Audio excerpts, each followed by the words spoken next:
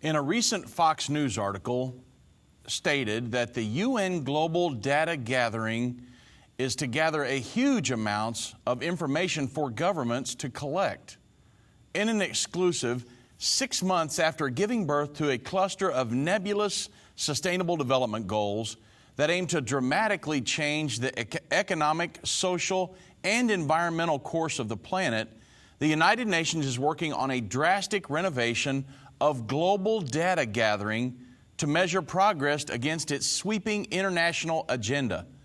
The result that emerged late last week from the UN Statistical Commission is a document as sprawling, undefined, and ambitious as the Sustainable Development Goals, or SDGs, themselves, which lay out 17 goals or 169 sometimes overlapping targets to transform our supposed global society. In attempting to cover at least some of that ground, the so-called Draft Global Indicators Framework likely will add huge new volumes of information that governments collect as they measure progress toward what amounts to a global socialist or progressive agenda.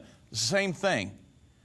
To the extent that the indicators are adopted or incorporated by national governments, even the United States.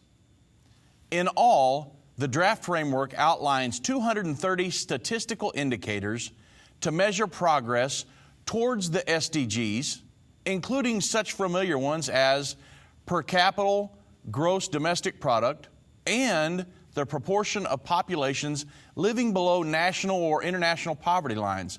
The indicators endorsed in the framework are unprecedented in their scale and nuance, according to John Pullinger, a national statistician of Britain. So the Sustainable Development Goals, signed onto by every president or leader of every nation in the world in September of 2015, is nothing more than the further reach of the United Nations or the world governing body to usurp authority over every citizen of every nation.